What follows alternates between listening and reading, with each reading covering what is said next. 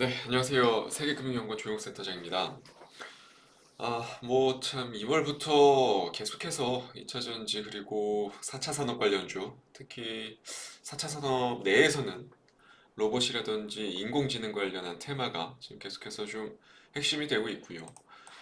이 두 가지 섹터에 속하지 않은 종목들은 오히려 시세가 거꾸로 가고 있는 실정에 많이 놓여 있습니다. 지금 현재 시장에서 중요한 거는 이 스토리를 파악하고 있지 않고 있다면 당분간 계속해서 또 시장에서는 소외될 수 있다는 게 핵심이고요. 결국 지금 시장을 이끄는 2차 전지, 여기 단연 에코프로를 축으로 해서 시세들이 지금 산업 전반으로 확산이 된 상태고요. 로봇 같은 경우는 뭐 다 아시겠지만 이제 시가총액이 거의 10위권 안으로 들어온 레인보우 로보틱스발 시세가 전방위적인 대기업들의 관심도 증가로 이어지면서 관련 기업들의 주가가 너무나도 좋아진 분위기가 이어지고 있습니다.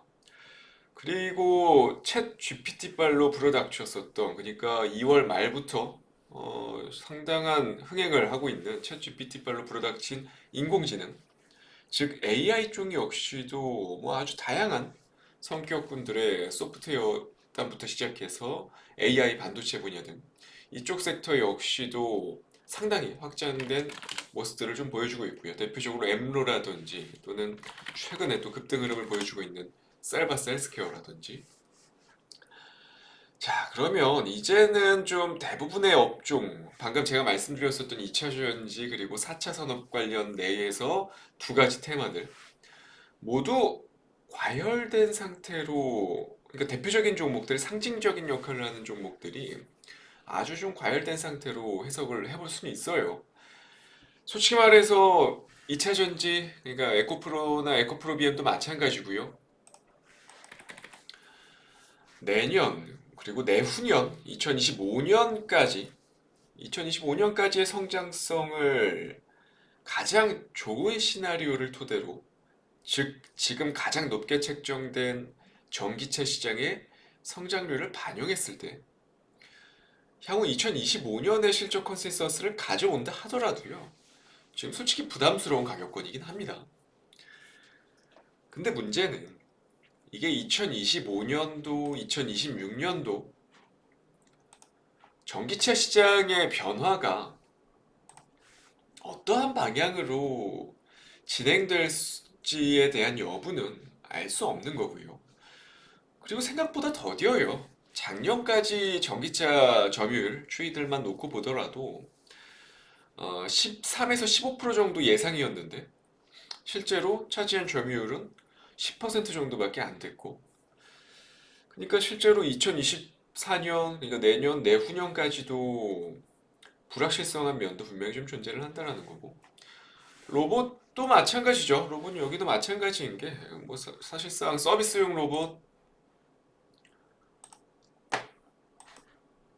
향후 서비스용 로봇이 10년 내에 가정에 한 대씩은 지금처럼 약 자동차의 개념으로 존재할 거다. 이것도 약간 좀 추상적인 부분들도 분명히 존재를 한다라고 저는 생각을 합니다.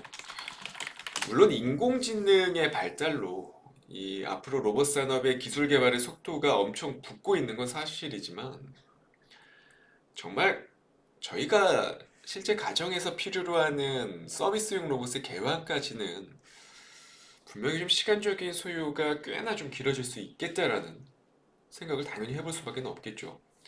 그렇게 생각을 해 보면 그나마 인공지능 분야가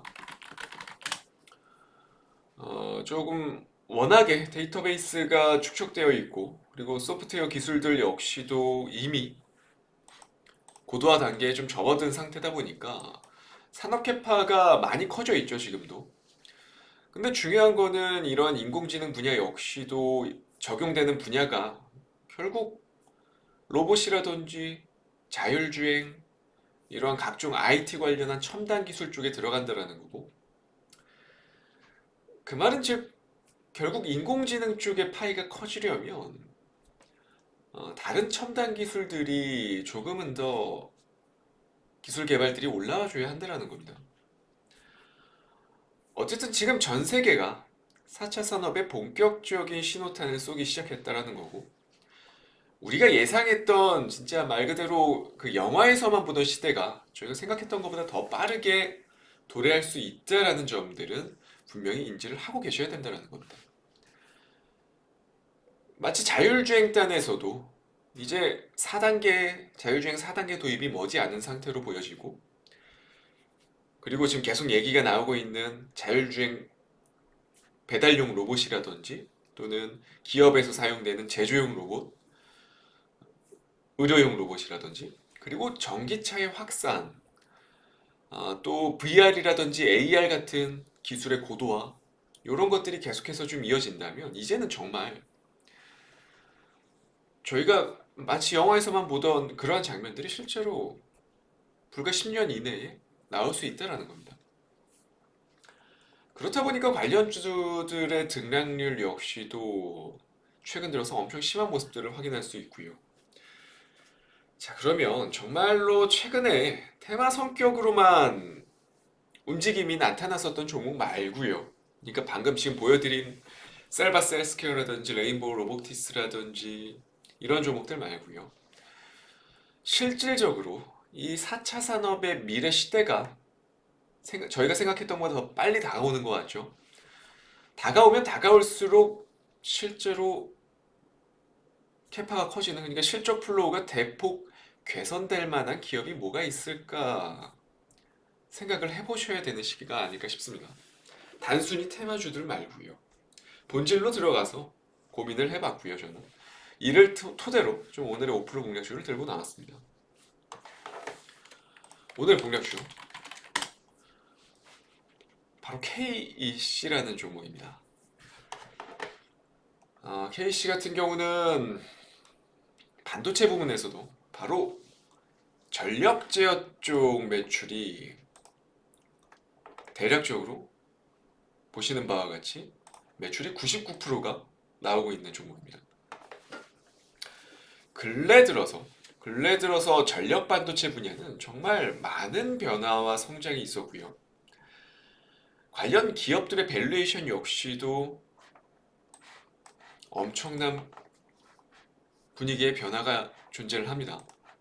KC도 마찬가지였고요. 재작년 그리고 작년까지 실적 플로우가 상당히 개선된 모습들을 지금 표를 보시는 바와 같이 확인하실 수 있으실 거고, 뭐 사실상 차세대 전력 반도체 이쪽은 아직은 산업 초기 때 성장 중인 이제 시장이다 보니까 아주 소수의 선도 업체들이 점유율을 상당히 높게 차지하고 있죠. 결국 저희가 지금 생각해야 될 것들, 미래의 전기차가 중장기적으로 확대될 것에 대한 의구심은 분명히 아무도 가지고 있지는 않습니다. 이거는 분명히 시간 문제일 뿐이고요. 결국 이 차세대 전력 반도체의 핵심은 전기차가 될 거고요.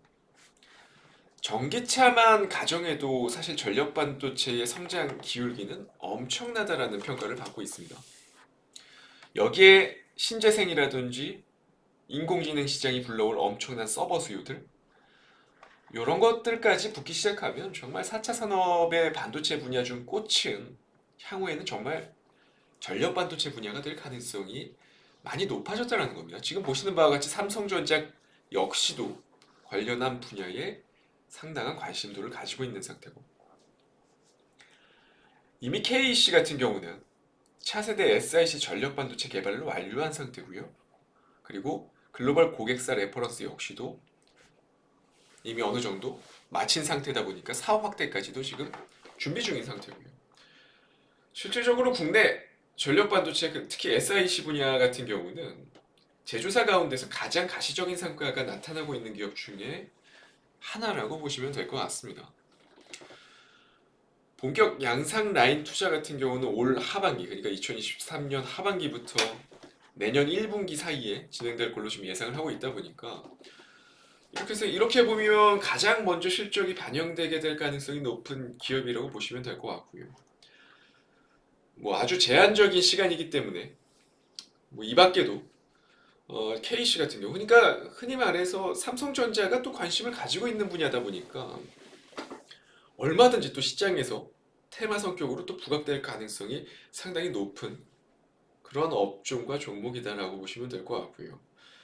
제한적인 시간 때문에 뭐 많은 기업 관련해서도 이게 또 얼만큼 성장할 수 있을지에 대한 내용을 더 설명드리고 싶은데 그러지 못하는 점 좀 이해해 주시고요. 아마 KC에 대해서 자료들 많이 찾아보시면 제가 지금 말씀드린 내용들 외에도 충분히 미래 전망, 미래 뷰가 상당히 좋은 걸 알 수 있을 겁니다. 중요한 거는 지금 시장의 트렌드가 미래를 어떻게 반영하고 그게 향후에 어떻게 주가가 어떻게 반영될지 여부를 잘 생각해 보신다면요. 왜 KC 같은 기업이 영위하고 있는 현재의 사업 영역이 향후에 프리미엄이 얼만큼 주어질지에 대해서 충분히 깨달으실 수 있을 거라고 저는 생각을 하고 있습니다. 그렇기 때문에 내용들 한번 잘 복기해 보시길 바라겠고요. 오늘 5% 공략주 바로 KC였습니다. 저는 다음 주 이 시간에 또 다시 찾아뵙도록 하겠습니다. 감사합니다.